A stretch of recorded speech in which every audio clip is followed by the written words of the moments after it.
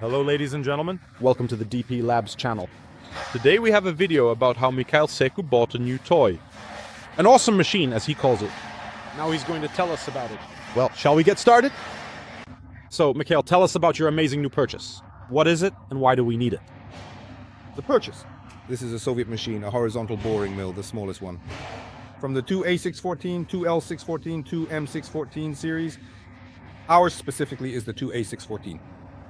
It was made by great manufacturers of precision machine tools who were skilled foreign Armenians with all that entails. Some people love their machines, others not so much. Well, I'll show you why. This machine is needed by one of our clients. He needs to machine large housing parts. And we want to, well, as it is, we've decided to take this machine and install our system on it. CNC with 5 separate servo motors means it will have 5 axes in total. Possibly even 6 axes, and you can get a proper CNC machine for a reasonable price. That's how it is, really. Made out of crap and sticks. But basically, I'm driving out the sticks. Yeah, it just so happened that one of our acquaintances was dealing with test coils. He sent me an ad, like, hey, look at what's available, and... It was Timur who sent it. He sent it, and here, not far away in Domodedovo, nobody needed it. This machine was just sitting there blocking the entrance to a large workshop that nobody wanted to rent. Gentlemen, the machine cost around 150,000. So that's basically twice the price of scrap metal. It's twice the price of scrap metal. Scrap metal is cheaper. 10,000 per ton weighs 7,500. Well, Mikhail, tell us, what problems does it have? It wasn't just 150,000 for no reason, right? Listen, well... I'll tell you about its features. What's good about it? What's good about these machines is that's irrelevant. There's a single electric motor and a clever gearbox. Let's show it, yeah. Yeah, it actually has a whole frame for the gearbox for those who are inside. On this side, the electric motor is hanging, and it's the only one switching with a clutch to vertical and other feeds. So, gentlemen, so you understand its size? I don't even know. Mikhail, you stand here. Oh, even taller than I am, even when I have my arm fully raised up, indeed. Oh yeah, it's a large machine, but actually the smallest one here. And by the way, Mikhail, sorry, I had one question I wanted to ask you later. Not everyone understands what the difference between a boring machine and a milling machine is. From a milling machine, yes. With boring machines, the feed is measured in millimeters per spindle revolution. This is a feature of all lathes and boring machines. That is, no matter what kind it is, its revolutions are counted. Millimeters per spindle revolution. That's always the case. But with a milling machine, it's millimeters per minute. Yes, even if it has a separate motor here and there, but the synchronization... So what's the specificity? What does it give you? What's better? What's worse? Well, let's put it this way. Probably it's more convenient to select the modes and feeds, but I can't say exactly why. I know that lathes and boring machines differ in this regard. These are the main features. Yes, so gentlemen, tell me, who knows what exactly is better and what is worse? Well, in your case, it's clear. It's just like that. The drives are made that way, yes, meaning they're not mechanically dependent. Yes, here they are mechanically dependent. On horizontal boring machines, you can cut threads, but only within certain ranges. There's a certain convenience in that its quill can move synchronously with the spindle rotation while cutting. How many axes are there? Which are there initially, and where are they? Initially, it's the longitudinal axis. The axis here is this cross slide. That's the transverse axis, which is the second one. And then there's the vertical axis. Here, the spindle headstock moves along the third axis, and on all horizontal machines, the table rotates horizontally. That's the fourth and fifth axis. Here, the quill extends out. It extends out, right? Yes, it extends out. It extends out by 600 or 700 millimeters on this machine. On mine, it's 800. And the 0 point extends out as well. And on my machine, it doesn't. But here, the faceplate of the support can be fed in millimeters. You can move it. On mine, it's electric. I can turn on a switch, and it moves at a certain speed, like a milling machine. But here, you can just turn it manually, and it will move. So, basically, what is it made for? What can you do on it? Large housing parts. Let me put it this way. Even the heaviest regular milling machines, the ones that weigh 4 tons, the 13 series FSS 400, those are German. Ours are 6R13, theirs have a 400 table, ours is 320. It can't even handle 400 from the table to the spindle, but that's very little. So if you put on a decent vise, it's 250, and it takes up space, so you can't really fit anything else there. Even a rotary table, it's a whole ordeal, and if you need to work with a large housing part, you can't even fit the spindle head in there anymore. But here you have an incredible amount of space, any size of part. And what are we going to machine if it's not a secret? Just briefly, can you say? Large, robust screw compressor housings, units. And what are the dimensions? 800, like measuring 800 by 500 in size and weighing approximately from half a ton. And it needs to be done quite precisely, right? It needs to be bored very precisely there. Large holes, they need to be bored. 250, I think. Well, that's the maximum, so to speak. It's more convenient to bore them on a faceplate, not with a boring head, because this machine, the 80, doesn't have enough rigidity. It won't be able to provide a decent cutting mode. You can't get that on it, but with a boring machine, we'll show it on the faceplate, it easily holds large, rigid parts. Have you worked on something like this? Here's a big machine at home. Well, basically, yes. Absolutely, it's just bigger with a longer travel, but the spindle is the same diameter. They differ by spindle diameter. 80, 110, 140, 160, those are already Skoda machines. We're talking about machines well over 20 tons. The Skoda 160 is small. The Skoda 200 has a quill that's exactly 200 in diameter. These are gigantic machines. They use them to machine tank hulls. Listen, and on that one, it doesn't stick out, right? You can do it on that one, but it's all manual. And on this machine, in addition to having a single gearbox, it has ball screws everywhere. As a result, its breakaway torque is much better than the trapezoidal screws on that other machine. And accordingly, it's easy to upgrade. On that other machine, we can do it ourselves, but the guys want to make a small batch of these hulls. And for that, you need it, right? You can't do it properly by hand, can you? Well, by hand, it all really depends on the person's skill, but you actually look at a drawing of a part like that, and it's terrifying, right? Yeah, the world map looks a little simpler. So are we going to end up with a cool machine? Yeah, we'll have CNC. There will be a nuance, though. The rotary table will only index nicely in one direction. Why? It won't index the other way. Let's go. Yeah, explain it. What's wrong with it? What's the issue with it? By the way, do you remember there was a small one from that German machine? What was it called? I had a globe, a round one, that was from Savolovo, actually. Yeah, from Savolovo. But one was globe-shaped, it had two axes. You can put it wherever you want, right? Yeah. Well, since you measured it, you can just stick it right there. You could even clamp it into the T-slot somehow. Yeah, but you can't put it on the milling machine. It'll eat up all your height. But there we can do even better. 6 axes, roughly speaking. Yeah. And, well, got it. So this is how... Well, you know, it really looks... This is the table sliding bearing from above. Is it Babbitt or just regular? No. It's steel. They've bolted it on. It's steel and bolted on. The bolts are set in putty, and it was smeared with, I don't know, some kind of goo, very similar to boiled condensed milk. I don't know, maybe it's been there since the Armenian days. And it didn't wear out? No? Well, let's put it this way. If you look closely, the scraping, you see, it's all covered in these fine scratches. That's very low quality scraping. Either people didn't know how to sharpen a scraper, or something else. You see, it's kind of, well, to the touch, it's like a file. So basically, this will also need to be fixed up. Here it has a bearing, a radial one, but it's adjustable. There's a special nut here, a conical sleeve, and it expands to eliminate radial play. There's a gearbox here, and it's got some backlash. The shaft goes through, and along the shaft it moves upward. But here everything looks kind of worn out. Well, that's just how it is, roughly bored out. Is this bored out? Yes, it's bored out. The gearbox itself has been removed from here. There's a gear sticking out of it, and on the table, well, there's a ring gear. And they always have backlash. On regular gear hobbing machines, there's always backlash. That is, when you run it in, you can turn it, but precisely because of the backlash, you can't get it exact. And that's why it's not recommended to mill on them, or only do very light milling, because the table moves up vertically, meaning there's a radial bearing here, and here it just rests, supported. And if you look closely, it's machined with a taper here. It has a clamping ring, and there's one there as well. I can say it always clamps by pulling the table and the parts themselves together. Couldn't you just come up with something like put an encoder directly on the table so it would know? You certainly could. However, there are actually some important nuances and details to how a rotary axis is typically made. You either set up here backlash-free system. But let's put it this way, we're still thinking about whether to do it or not. For the customer, it doesn't really make a difference. But it's just interesting, not just for nothing. Here, a backlash-free connection is made with good reduction and high quality. The ring gear, our cap on it isn't very good. And you believe that by turning this encoder plus the reduction, you get high resolution? In reality, to get 1/100th of a millimeter per meter, you need at least 20 reliable bits. That is, the guarantee is not the same as the resolution. The resolution must be there. 21 to 24 bits. That is hardcore. It's hardcore. Let's say a Chinese encoder with a big hole like 100 millimeters, where could you even put that? Over there in China, it costs something like 340,000. Rubles. Rubles, and well, everything started out expensive. That encoder guarantees you 1/100th of a millimeter per meter. It guarantees 22 bits, even though it's a 24-bit encoder, but only 22 bits are noise-free. But how do they do it like on the Haas machines? The table rotates without... On large machines like Haas and similar ones, they utilize a worm gear, and with the worm gear, they typically eliminate backlash. And it's under preload, right? Sort of. Yes, it's preloaded right from the start. You can even see it on the Haas. It has a very large compensation table for step irregularity, a very large one.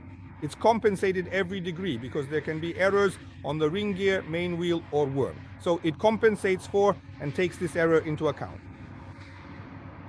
Or you can use awesome encoders, install them. Or awesome encoders. For example, on our 5-axis machines from Mitsinsk, we use resolvers. A resolver is an unusual device. It can have an insanely high analog resolution. You just need to get rid of interference. To get a solid 20 bits, you need about 26 to 27 bits. And that was a resolver used only in motors. It works really well there. We used the resolver. That's it. Back then, Toyota was experimenting with Evgeny, and with our drive for traction electric motors, they were hitting 100th of a millimeter accuracy over 600 millimeters. Confidently just on his resolver, despite the noise. Even though it wasn't really made for that, but still, yeah.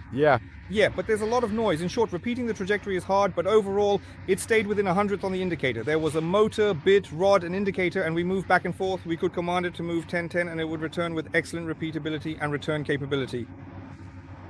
Regarding the specifics of these machines, their table can be raised so they are used for milling with the table clamped or for finishing operations.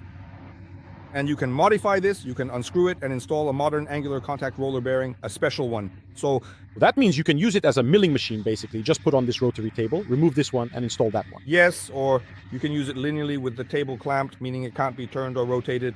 It doesn't like that, but you can really load it up, seriously. Yeah, it can handle 3 tons on the table, no problem. That's because if you look at it, just the guides on the side, what exactly is that really? And why are they like that? You know, these machines actually have a tremendous load capacity. I mean, just look at my big hand over there. I don't know, maybe with a knife or something, you could really get in there. I have 4 such guides. And because of that, these machines wear out very slowly. The size of the guides is enormous, so they take decades to wear out, even without lubrication. Maybe there was a bucket somewhere that was supposed to be used for lubrication. It's terrible. Yeah, right. All right, tell us about the problems now. About the problems. Because of poor casting, there are a lot of cavities. It's right here. Well, Armenian, why is it crappy? Why is it so bad? With Armenian machines, it's typical. The casting and then all these cavities. Some junk got in and scratched this part. The loss isn't too big, but there's a guide here.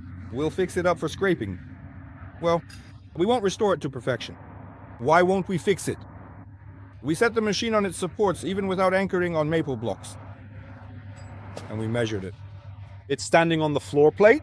Yes, it's standing on our floor. Thank God we don't have to pull it. We measured it and got 200ths over 2.6 meters. So I need the guide that we measured, 200ths over 2.6 meters. That's better than 100th per meter. So you can actually pick a really good section somewhere. Let's put it this way, to grind it to 200ths per meter. I know a place where, in principle, they'll even give a guarantee. They don't guarantee better than 200ths per meter. This machine, if you anchor it, could maybe get to 100th. And stretch it properly too? Yes? That's without question. It doesn't have any pits, no conductive elements, nothing. And how much does it weigh? 7.5 tons weighs in total. That's its cross slide. And what's this adjustment for? That's the table rotation.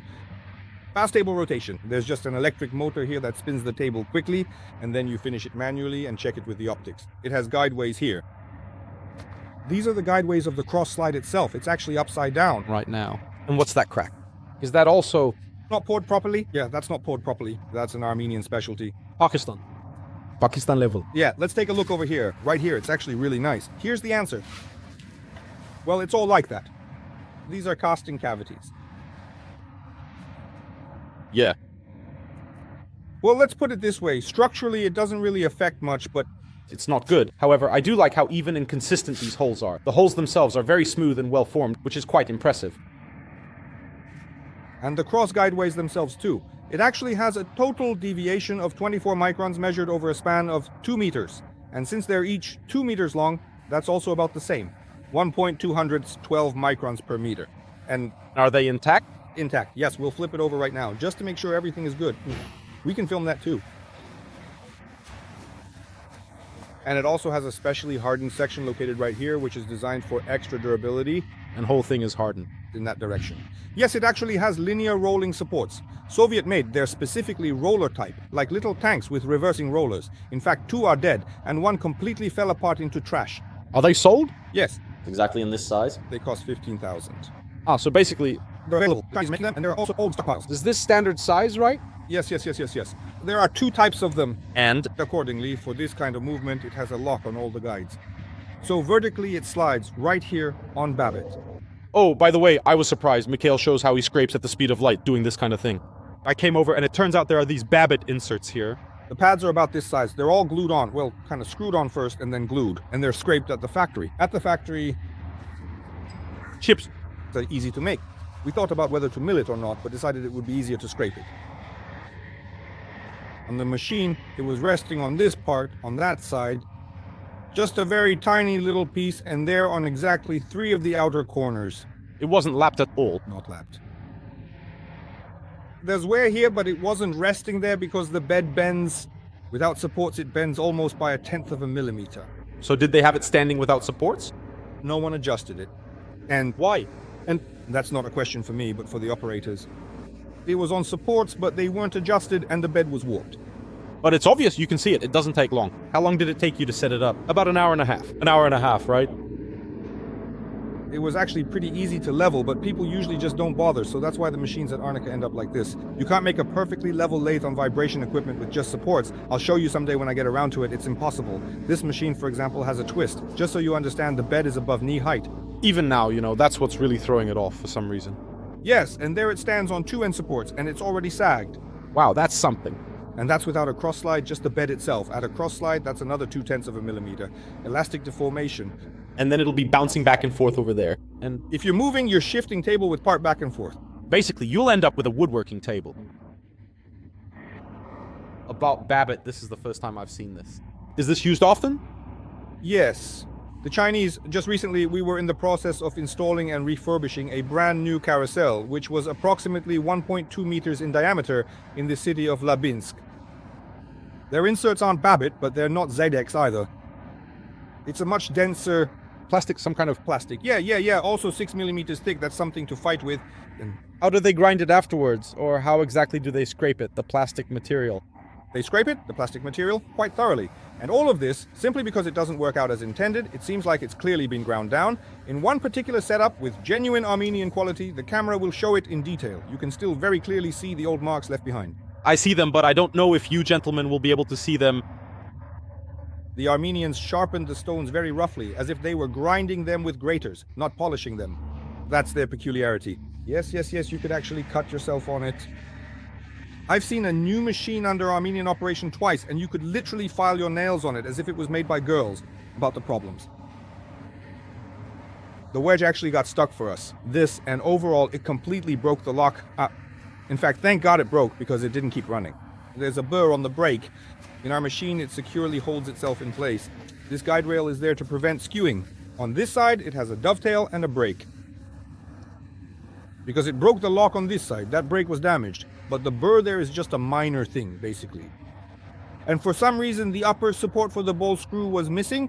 Here's where it should be, but it physically wasn't there. Well, we'll make a new one. In different ways. To machine it? We'll make it. We'll machine it, weld it there, we'll anneal it and bore it out. It's simple. Yeah.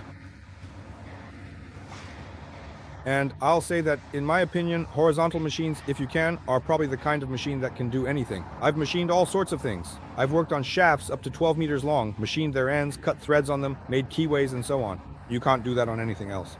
So despite everything, no matter what anyone said, for that kind of money, you can't get a pile of stuff like this. No way. So how for compromise? Yes.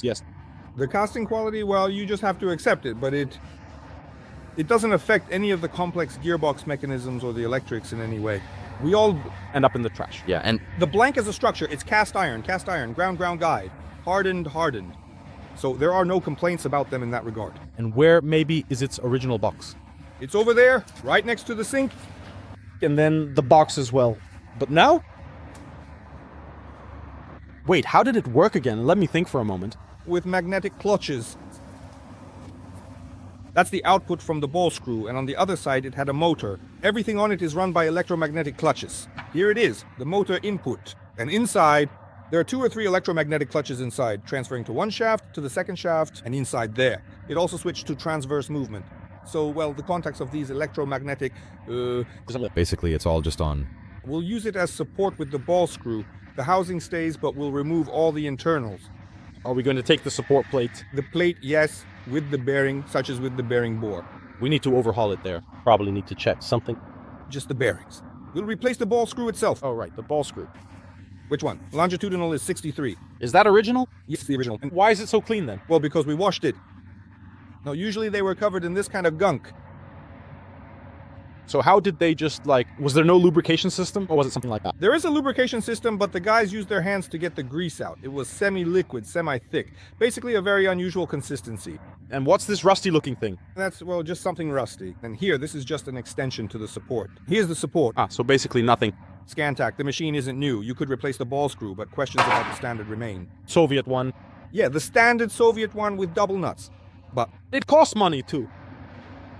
from 80,000 and up, no questions asked, plus machining the ends and all that. But what's the point? The tracks themselves are fine, the balls too. We measured it. 2/3 of the balls are within 5 microns. And it makes sense that it has a double nut. That's essential here. The nut is a double adjustable one. And What kind of roller bearing is this exactly? this is the main bearing. It's raised, Wow, with the tapered race. and is it still good? Yes. No pitting or anything, nothing at all. Beautiful. Yeah, nice and solid. And it didn't die from the super grease. Or is it okay in there? It doesn't get greased, it's consistent. It did get greased, it got lucky. Well, I see. So that's it, slowly but surely. Well, slowly? It should be sorted out within a month. Yeah, already? Well, it's moving along pretty well. And So, what are we going to install? Tell me, what are we using as the spindle drive? we'll keep the spindle, basically its spindle head, and we'll keep the same synchronizer as before. The spindle head is like this. Well, like this. Terrible, ugly. We'll keep the spindle head, set reduction to 1600, a 1 to 16 gear shift, and lock everything else, basically gutting it inside. Yeah, is something in the way? To reduce the noise, we'll just keep these two, the lowest and the highest, because it will have 2 gear ratios. Everything else will be handled by the frequency converter. And Aren't you planning to put an encoder on the drive at this point? yeah, everything's there. It's ready for that. There's an encoder on the synchronizer. And So, it'll spin up just fine right now? yes. Here's the faceplate. This is how it's set up. The faceplate. And what's this? Wait, Mikhail, what is this? That's optical. It used to have, there was a scale running through this hole here, and you could use an optical magnification system to position it precisely. Like this. Wow, that's something. Well, it's a boring machine, so it has precise positioning, though it's done optically. Hey, it smells like a factory in here. Just like this one. The machine isn't... Perfect. Yeah, and there it is. That's what it was lubricated with. How do I explain this? It was lubricated with This... This is the spindle head oil bath. Here's the faceplate. Actually, the carriage feed mechanism is made very simply. The gear on it fits onto the hollow spindle, which I think has a diameter of about 220 to 240 millimeters. My spindle bearings are gigantic, actually bigger than those on the DIK 300. And there's a gear underneath, you'll actually be able to see it. Yes, just wait a moment there, gentlemen. Aha, I see it. It rotates synchronously, and if there's any desynchronization, your faceplate spins differently and your carriage moves in one direction or the other. Wow. You just either overtake it or you don't catch up, and that's its standard kick. Plus, it has an automatic clamp for 40, an automatic taper clamp. Cool. In Odessa, I recommend it to you all. No, and with 40, Up to 40... and with the automatic clamp, it's convenient. For workpieces, the machine is interesting. And what did the Armenians do, unfortunately? And are there any that aren't Armenian, or are they all just Armenians? They developed... The two M614, but they cost about $1.5 million, and honestly, that's just how it is, you know? Uh-huh. Well, people understand that there's a difference in Armenian machine and... This is because of the scoring here. Well, right, this is actually Babbitt. As you can see it on the finish, there's a distinct separate break here, and here it had a score, and this is what it looks like. And here... We want the little tank. So I simply removed it from the list. It got a bit damaged, and as a result, you see, this part is actually dying, and that one just fell apart. Well, it's fine. By the way, how much does this spindle weigh, this whole thing? Kuznechik is picking it up. It's heavy for him. It must weigh about 1.5. And what's that down there? That's just a table with heat sinks. Yeah, I still have it left over. It got stuck there from somewhere. Yeah. So overall, it's a bit battered, but not totally destroyed, right? Yeah, it's kind of wounded but not killed. Like this, pretty badly wounded. And what's this counterweight? This is its counterweight. It's made in a very interesting way.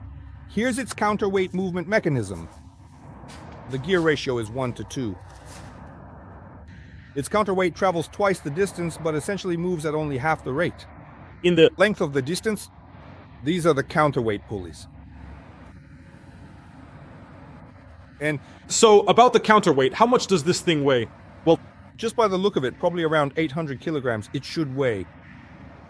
We couldn't measure it, but I think it's whole. So basically, here we leave 2 speeds, here you go through everything, touch up the paint. Yes, the standard motor is hanging here.